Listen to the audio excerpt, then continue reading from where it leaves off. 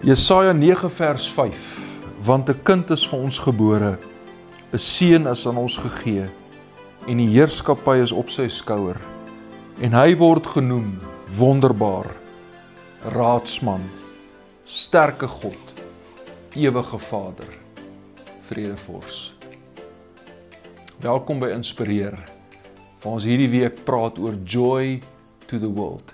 Dis Kersdag, en ek vertrou van harte almal in die familie is al wakker.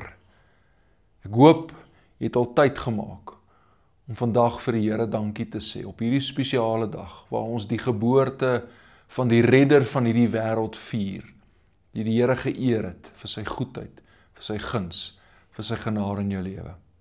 Die grootste geskenk ooit, God die Vader stuur sy seun, die tweede persoon in die Godheid.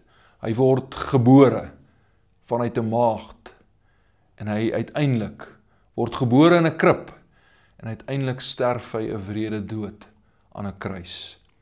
As dit my en jou nie bly maak nie, as dit ons nie vreugde gee nie, dan sal eintlik niks in hierdie wêreld ons bly maak nie. Hy is my en jou vredevors. Hy het ons kom heel maak, hy het ons kom herstel, hy het letterlik ons straf, ons dood op hom geneem.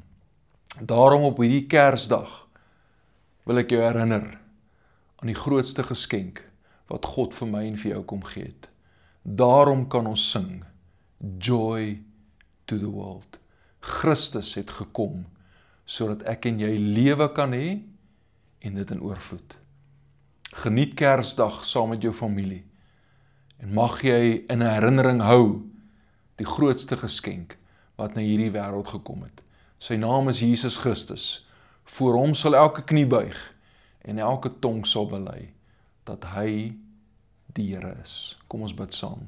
Hemel Vader, ons woordeskat is te beperk, ons gedagtes te klein, maar op hierdie dag wil ons U kom eer dat Jesus na hierdie wêreld gestuur het.